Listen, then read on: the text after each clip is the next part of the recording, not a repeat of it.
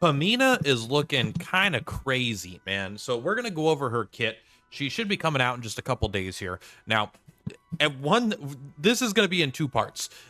Reading her kit, it all makes sense to me, and then I get to the very last rank, and there is a skill there where I don't even really know how to contextualize how it's gonna effectively work. So that's something I'll have to test when we actually get into the game with the character. Assuming that I pull her, I have a decent amount of pulls saved up, but she is seeming like she is a next level power step up in AoE damage, at least for characters I've seen. I thought Tristan was good with AoE, but man, this character seems like she could just do it for days. So let's go ahead and take a look at her kit here. So one of my favorite, they're doing one of my favorite things, which maybe it's good, maybe it's bad, I guess, but it feels good, is the star level has significant it's a pretty good increase. From 1 to 2 feels great, 2 to 3 feels great, 3 to 4 is a little bit less, but then 4 to 5 feels great again. But every single star level feels substantial. There's sometimes characters will get like 5% more attack, and then like they don't get anything until like the next star level is when you get all your stuff. But point is, every level of her star is pretty good. So what's her trait at star level 1? Ignores block, just another breaker that ignores block. I think it's kind of weird to give this to breakers. Like, yes, they're good at killing green units, which are the ones that have block, but it's like already built in with double damage. So I don't know, but increases defense by 10% and then adds 20% of your physical defense to your physical attack. So this is very similar to Magnus. Magnus has this, but he also lowers enemy stuff, but he gets a pretty big boost of his physical attack based on his physical defense. Upon entering, gains Unyielding Heroine, we'll read that in a second, which can be triggered up to 1 time per round. The character's defense is increased by 15% for each 1 enemy within 2 tiles, up to 30%. So it's pretty easy for her to get a passive 30% defense, which would actually be a 40% defense just from her trait, which is very good. So Unyielding Heroine is very, very core to her kit. When attacked by enemies within 2 tiles of the character, you deal 90%. That's pretty good. Physical AoE damage to all enemies within range, and you get 45% lifesteal. Each additional target hit, you do less damage. So you're going to be doing, sorry, my screen looked weird for a second. You're going to be doing less damage if you hit multiple targets, but that's to each individual target. It's not going to be like less total damage, like hitting 2 enemies will still do more total damage than hitting 1 enemy, but you'll hit 1 for like, I believe it's you hit 1 for full and then 1 for less and then 1 for less, down to 30%. So this is good. So if we take a look here when she stars up, let's just go straight to 3. The things to highlight here, these are the things that are going to change. Increase the physical defense to 20%, up from 10%. And then I like 3-star as general because you can get this in like a month. So a lot of players will be able to get this. So you get 20% physical defense passively. And then her Unyielding Heroine can be triggered 3 times per round. Even at 2-star, it goes up to 2 times per round. 4-star is, this jumps up from 20. This goes from 20 to 25. This goes from 20 to 30% of a conversion, still 3 times. And then at 5-star, you kind of get a whole kit caboodle. You get a 30% physical defense, a 30% physical defense added to your physical attack. This doesn't change, so you'll actually end up getting closer to 60 defense. 4 activations of Unyielding Heroine. And then when triggered, you also dispel a debuff and recover an energy, so you get an insane, ungodly amount of energy, which is very good, because I believe some of these skills here don't have cooldowns. So she's probably going to be able to solo map. She could be like a lot like Momo in that way. So that's her trait. She basically is going to be, she's going to be counterattacking in an AoE while also stacking defense and converting that defense into a physical attack. So the tank, very likely to be by far the tankiest breaker that we have so far. Also is Fortitude and Iria, so you could use her with Magnus. That way she's immune to the injured status effect. And Magnus is also pretty good in the sense that he will lower their defense and their attack. So I think they just work pretty good together. And he's a breaker. She is he's a guardian. She's a breaker, so you get some coverage. So rank 1, I'm going to be straight up here. I think Who Dares to Contend is kind of trash. I don't really particularly like this skill for couple reasons. However, the one thing I will say is if you're going to spend Castalia, this is one to consider, as this does give you defense 3%, and defense for this character is better than on pretty much every other character in the game in terms of, like, it gives you straight up damage as well as defensive stats, so that's very good. So of course they put it on the skill that's bad. So Inflicts taunted on a single target, then you recover 30% HP. You gain parry, you gain damage reduction too, and then you grant physical defense to other allies within 4 tiles. And if they're immune to taunt, you inflict PAMINA's challenge. So what's this ability doing? You're picking one target and you are challenging them to a duel effectively, right? Big issues with this abilities. It's not instant. It's on a 3-turn cooldown and it's not instant. That's kind of bad already. Yes, it does heal. It does give you parry and damage reduction too, but these aren't like insanely good. However, I actually would consider, if you're doing a completely different build, Who Dares to Contend with her off banner reaction is actually good, because that's front defense, which is really good. So you might consider that if you're getting front defense.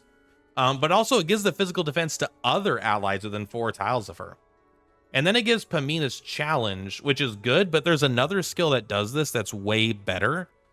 And so overall, you only are going to take this if you really need a self-heal, or you're really just getting absolutely dunked on. If you really, like, they come up to attack you and they one-shot you before you get a chance to do anything, then maybe you need the parry, the damage reduction, and the front defense just to stay alive. But at that point, I don't know, man. I feel like you might be having troubles. But like the parry does stop a Seeker from attacking you in the back, right? You do get a pretty, so it's good against that. But other than that, I don't think it's particularly great. Breakthrough Spear is great, on the other hand. We'll look at the one that's less good, but still very good. This is 2 skills in one. The first skill is called Break Invincible. 110% AoE damage, which is good because it means AoE damage doesn't get, people don't cover from AoE damage, right? You just deal it. Because most things are like that cover, like they'll jump in front. That requires like a single target attack. So 110% AoE and a 1x5. So it's a pretty big area. Think of whip lashes like whip, right? And then knocks the first enemy back by 2 tiles.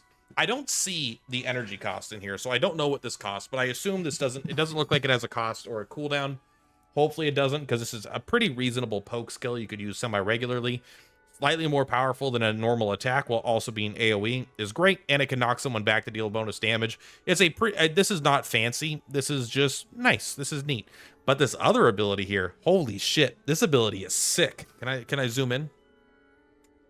This ability is fucking sick, bro. Deal 50% AoE damage to all enemies within 1 tile of the target. So I believe you target 1 square ahead of you, and then it's all tiles around them. Gaining shield break 4. So if they have a shield, you get a huge, I think it's a 40% attack buff, shield break 4. Not as good as Tristan just dispelling it, but whatever, not everyone's Tristan. Before attacking, you get a shield break 4. And if the target is dying, so if it's like a boss with a huge amount of HP, you just ignore 80% of their defense. And you also inflict the inability for them to use resolve. So if they have some skill where they get to cheat death, where I think unlimited resolve is different than resolve, but this should be good in PvE fights where enemies don't get unlimited resolve, but they get a resolve trigger. So if they're dying, you do this, you ignore 80% of their defense, you do a big AoE for 150% damage, you get shield break 4. Just a very, very nice skill. It's just going to feel good to use. It's badass. I love this skill. Next here is actually kind of interesting. I like Eternal Chop, and I would consider taking it for the Physical Defense 3. However, realistically, you're probably not going to take this because it probably will not make it onto your bar. Why do they put this here? I don't know. Probably because so they can try to make you spend Castalia to get the defense 3% at this point. But it does, after you do any attack, you are going to follow it up with another 20%. It is pretty good. This is basically what makes Stormbreaker good. In a lot of ways, her trait's reasonable too, but this is like a pretty nice damage boost for Stormbreaker, but it's actually just probably not that good on this character. Maybe, we'll see. But Indomitable Stance is kind of just like the nuts version of it. It's not like it at all, but it just, you decrease damage taken by 15%. Already, you remember, you're stacking defenses already, so you're already having a bunch of defense. And so another damage decrease on top of it. And when performing an AoE attack, 15%. So AoE attack is everything besides your basic attack, right? The breakthrough sphere, your trait. If you use these abilities up here, they're all AoE attacks. Even the Eternal Chop is an AoE attack. So when you use an AoE attack, 15% of your magic defense and your physical defense gets added to your physical attack. That's a pretty nice little boost there. So if you add your magical and your physical, so let's just go to like a random character here. It's going to be zoomed in and weird. No, it's not. Let's just go to Magnus because he seems to be a character. So even when he's not particularly built well right now, right? Let's do 1121 plus 745, and then we'll do times 0.15. That's like, I believe that's 15%. Yeah, because times 1 would be the same. So you're getting about a free 280 attack whenever she does anything, assuming that she has these relatively low stats. So that's not even taking into account that she's going to have just probably way more defensive stats in general. And if you give her like defense up, right? Like in combat defensive stats will be even higher. So this is just very strong. That's just a lot of physical attack for free. And I think it's probably going to be too good to use, combined with the fact that it just gives you damage reduction. This is like very strong. You're going to be taking this for sure. But Castalia, like you're taking the opposite of the stat you want. You know, you're losing 6% defense permanently by not taking these, so that's a little annoying. This was the first one. I think you have a real choice. Her reaction, I think, kind of sucks. Increases healing received by 15%. At the start of the turn, you dispel 3 debuffs from yourself, and if you have no debuffs, you recover 20% HP. So you'll actually heal 35% if you have no debuffs. I believe, because at the increase healing received by 15%. I'm sorry, I misread that. So she heals for more, which is going to help with her lifesteal. And then you, once a turn, it sounds like, because it's a 1-turn cooldown, you dispel 3 debuffs every time her turn comes up. So she's just kind of always removing her own debuffs. And then if she doesn't have any, she starts healing herself. This is fine. But as a reaction, I'm kind of like, I actually like front defense. This is probably better. You should probably take this. However, I've seen front defense and work, and when being attacked from the front, damage taken is decreased by 30%. That's a lot, especially if you end up getting this, and then sometimes you get the parry effect, because then you just look at them whenever they try to attack you, and that becomes pretty darn good. But I'm not sold that this is actually worth it and not just a meme, but I don't think you should overlook front defense. I think that depending on the build that you could consider this. This is probably better. It's a little bit boring. Getting rid of the thing is she already heals herself a ton with all of her lifesteal. So I don't know if increasing her healing received is that good. At the start of the turn, dispelling 3 debuffs, like that's good, but I have characters that can dispel debuffs. If I'm bringing a healer, chances are they'll already be able to dispel debuffs. And then if she has no debuff, she already heals. But I don't know. It just like, it feels redundant. None of these feel like things I particularly want that much. So yeah, I'm not in love with it, but I'll probably end up taking it anyway. So rank 7, once we get to rank 11, things change, and I don't know what I'm talking about anymore. Rank 7, I think this one's pretty easy. They actually put the one you want to get with the defense. This is a whatever skill. The 3-turn cooldown is what really kills it, because it's just you're not being impactful enough turn over turn. 60% AoE to the first enemy in each column in a 3x2, so it's a pretty short range, but you get to do 60% AoE to up to 3 targets, and you inflict physical defense down for 2 turns and knock them back a tile. It's okay. It's kind of like both of these combined, but it's weaker in both of them, right? It does 60% damage instead of the 150% of the AoE, and it knocks all of them back instead of knocking one character back, I guess. But it does physical defense down, but it does so much less damage, and this can sometimes ignore 80% defense. So I can't actually imagine really wanting this skill that much. But Onslaught, Nofo can stand. This ability slaps, bro. This ability is very good. You jump to the target location, and you deal 70% AoE damage. Not good with 2 tiles. It's like, I think it's like the same damage as Gloria's whatever, like her stick. How much does this do, Gloria? This does 80%, so it does a little bit less damage than Gloria's ability, which is like, Gloria's ability is not very impressive, so this isn't super good damage. But the rest of it inflicts taunted on them, which is important. We'll get to that in a second. Taunted basically means things have to attack you. It also increases speed by 100 points. And it only uses basic attacks. It's kind of interesting that it increases speed, but I like that. It means that they'll go before her again, so they could. It's actually kind of cool. I like that. And vulnerable. So taunted and vulnerable for 1 turn. After attacking, the character gains Onslaught. So you jump down, you give them vulnerable and taunt. They end up going fast. They're going to come up to attack you. You're going to counterattack them with their vulnerability up. But also you're getting Onslaught. It reduces damage and piercing damage taken by 30%. So you take 30% less damage for 2 turns, and you get Resolve, which means you survive 1 fatal hit. So if you were going to die, which is another reason why I don't really like this healing thing that much, I just feel like she also has another straight up great damage reduction here and has the ability to survive a fatal hit. Then if the target is immune to taunted, you inflict the PAMINA's challenge. So this is just a much better ability in general. Doing vulnerable, getting the defensive stats of Onslaught for 2 turns means, you know, it's just going to be way harder for you to die. It also will help you get around the map because you can go from a range of 2 to 4. And then the PAMINA's challenge is a debuff. When attacked by the caster, damage taken is additionally increased by 30%. So I love this skill. I think the skill is really good. And it's because it's good against AoE, right? You can just use it against a bunch of weaker enemies. You'll taunt them all. They'll come in to attack you. They'll get themselves killed.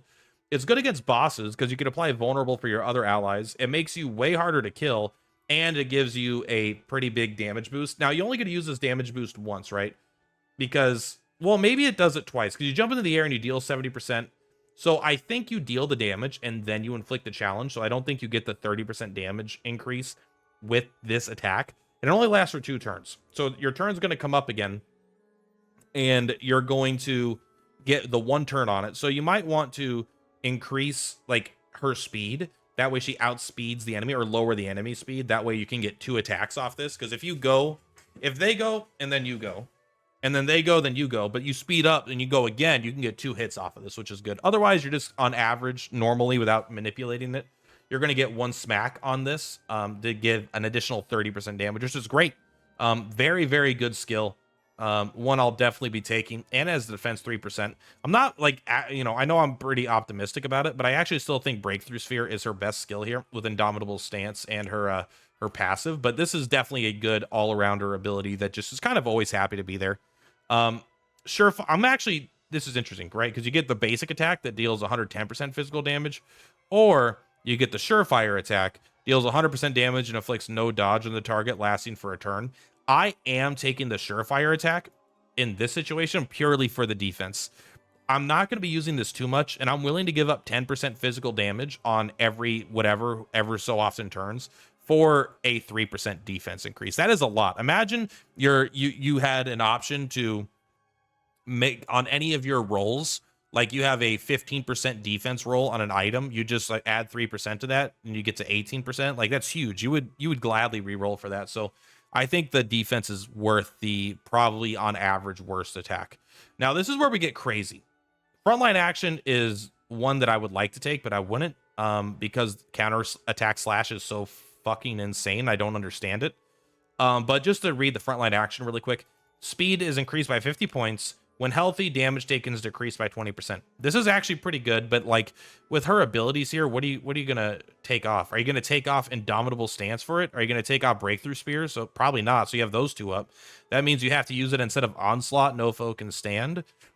I don't think there are maybe some specific maps I would use this sometimes, which is why I was thinking I would take it.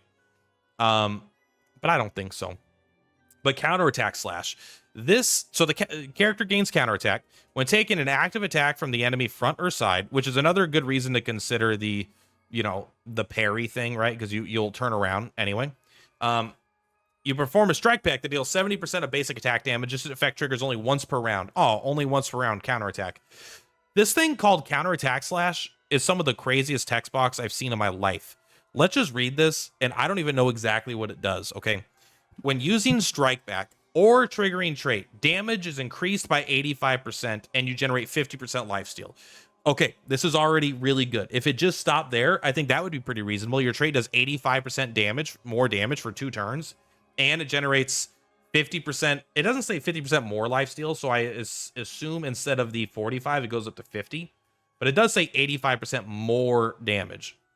Okay, that's insane. But what else? When using strike back, so I don't know if your trait counts as a strike back itself.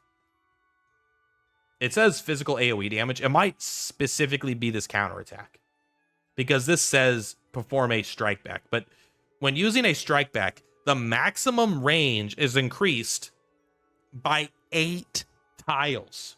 8 tiles. The minimum range is increased by 2 tiles. The strike back count is increased by an additional 2 times per round. So I am assuming that this doesn't work on her trait, that her trait is not going to be 8 tiles bigger. Imagine it being 8 tiles bigger, where it goes up to 10 tiles and she hits everything in a 10 tile radius. What the fuck does that even mean? It means nothing. That would be ridiculous. So that's probably not doing it. So when I'm reading this, what this says to me, increases the damage of her strike back and her trait by 85%, and giving you more lifesteal. So this is what's important. The counterattack, right? This would be a range of, I think, 1. You know, if they come up next to you, they would have you have 1. But because her trait would also activate, would it activate both of them? I don't know. You can't really get strike back. It doesn't really work with her trait in a weird way, I don't think. So what they do is they increase the minimum range by 2. So if they attack you outside of 2 tiles, you're going to do a strike back from up to, what, 9 tiles away, because its range is normally whatever. It's going to be somewhere between 8, 9, or 10 tiles, depending on the counterattack range. But if they attack you from 7 tiles away at minimum, you're going to be able to strike back at them up to 3 times. And if they attack within 2 tiles, that's when you're going to start activating your trait. So anywhere between 1 and like 8 tiles, you're going to be counterattacking. That is insane. That's just like crazy, right? 8 tiles away is so far. That's farther than Nungal. And so if they target you, you're going to do a strike back. Okay, that's just kind of crazy. I think this ability is insane. It lasts for 2 turns. And so the counterattack gets an additional 2 times. So it's up to 3 times per round. And her trait will also activate for way more damage. I mean, this seems like the best. I didn't even look at this at first because the artwork is like generic. This seems like her best skill. This skill seems freaking busted. In fact, I could see her using the world just to keep this up all the time, like a Coco thing, right? Just like use this and then stand still, The only thing is she might be too good to just stand still because she has all this other shit that's insane. So who knows? Maybe just having her with a Coco to reduce that cooldown by a turn will be enough. That way you only have 1 turn with it off. But yeah, this seems insane. She seems like a full step up from other characters already. And I haven't even seen what her unique spear is. But she's going to have some unique weapon as well, right? Because all the new characters are coming out with a weapon. And my understanding is this one is like a little oppressive. Actually, 1 second. Let's see if we can find it. All right, I didn't see it in there, so we'll have to go over that when we actually see the full when she's actually in the game. We'll take a look at it. But yeah, that is PAMINA. Seems kind of like a really good version of Lila. I think we just got Lila in the game. Layla, I don't even remember her freaking name. I did pull her. I got lucky. Or unlucky, depending on who you wanted to get, right? Layla.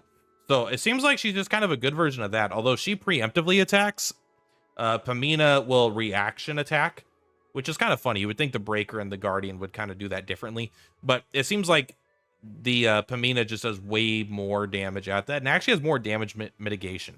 But doesn't have a lot of ways to actually defend against the enemies. Like she's not going to jump in front of allies. So you need her to get attacked in order to do it. So you're going to want her to be a frontliner.